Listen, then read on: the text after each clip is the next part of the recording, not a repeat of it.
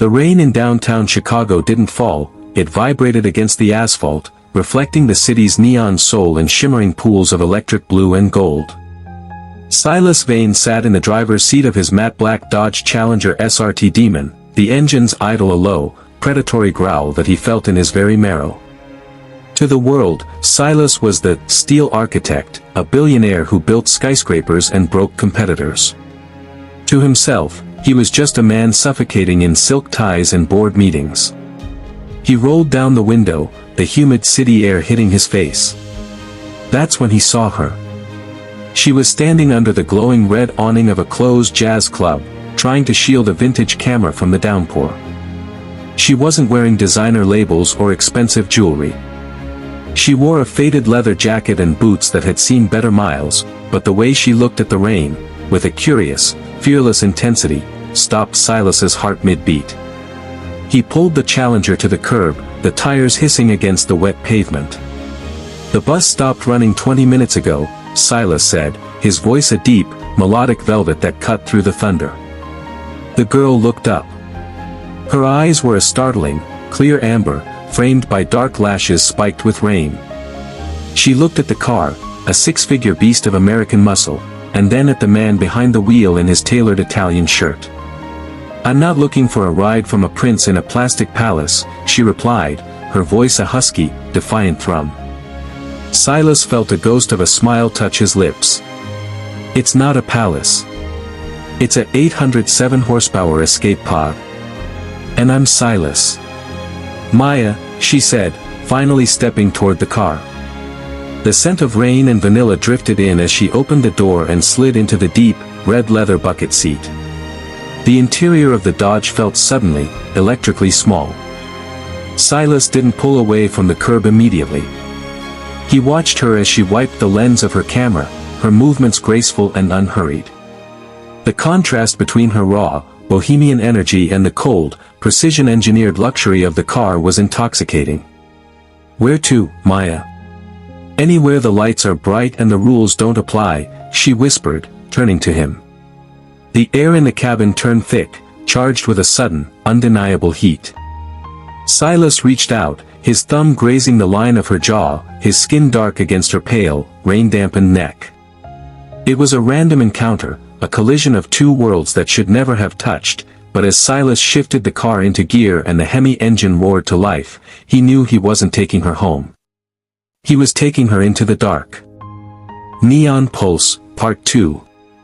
The Dodge Challenger roared through the rain-slicked streets of the Gold Coast, a black blur under the amber hum of the streetlights.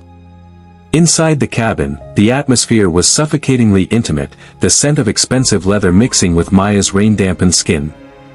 Silas drove with one hand, his movements precise and powerful, while the other rested on the gear shifter, his knuckles grazing Maya's knee with every shift.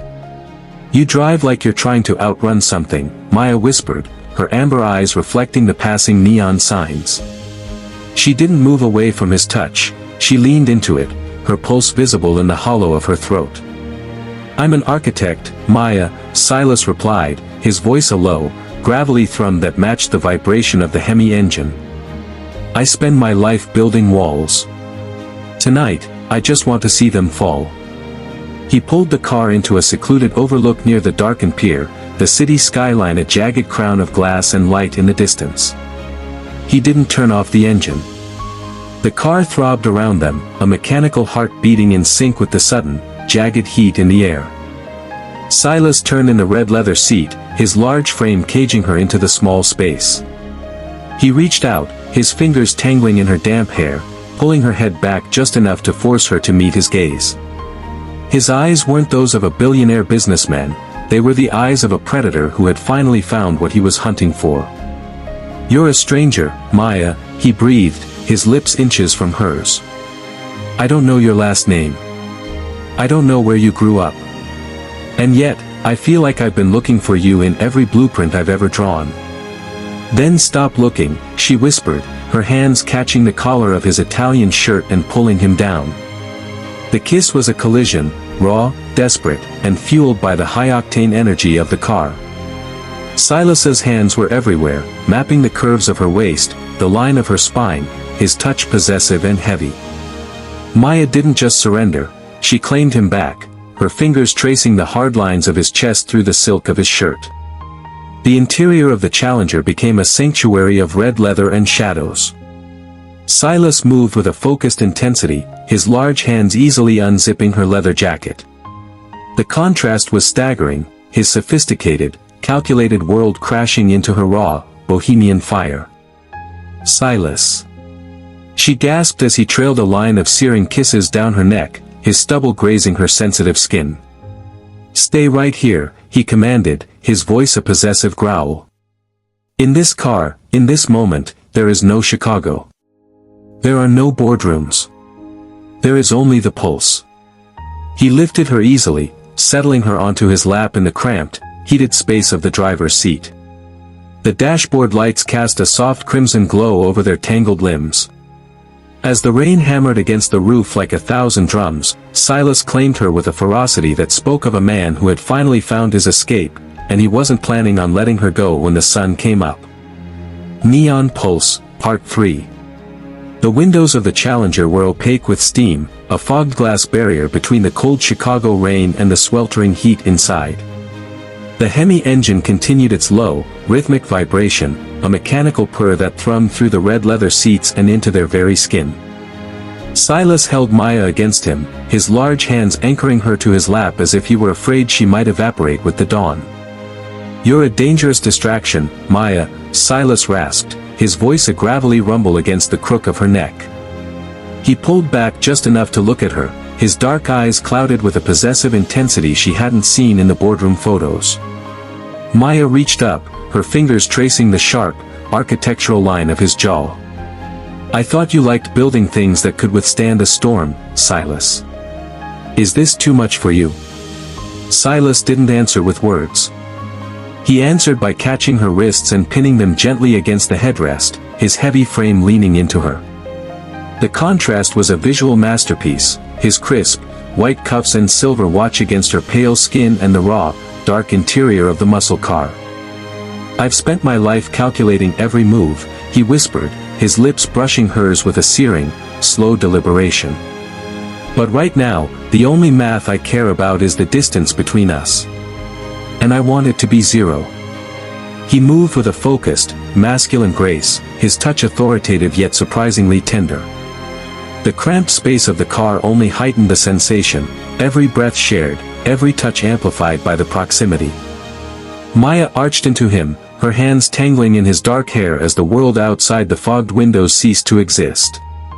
As the passion reached its peak, the car seemed to rock with the force of their connection, the suspension creaking under the weight of a billionaire surrendering his control to a girl he'd met an hour ago.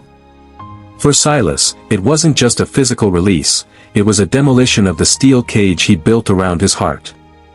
When the storm finally began to break, leaving only the steady drip of rain against the roof, Silas held her in the quiet dark. He didn't reach for the ignition. He reached for her camera, lying on the floorboard, and placed it back in her lap. "The sun is going to come up in an hour," Silas said, his voice returning to its deep, steady velvet.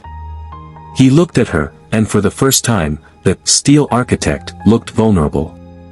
"And when it does, I'm going to have to go back to being the man the city expects me to be. But I don't want to leave this car without knowing I'll see you again." Maya looked at the camera, then back at him, a small, knowing smile playing on her lips. "I don't take photos of things I want to forget, Silas. And I haven't put my camera down all night." She leaned in for one last, lingering kiss, a promise written in the scent of leather and neon. "The engine is cooling, but the fire is permanent." Silas Vane found his muse in a rainstorm, and Maya found the man behind the skyscraper. Is this the start of a legendary Chicago romance, or will the boardrooms pull them apart? Fire if you want to see their first date in the city, smash that like button. Bell subscribe and ring the bell to join the Vane Empire. Speech balloon comment, Foundation, if you believe in love at first sight, or Drive, if you're just here for the car.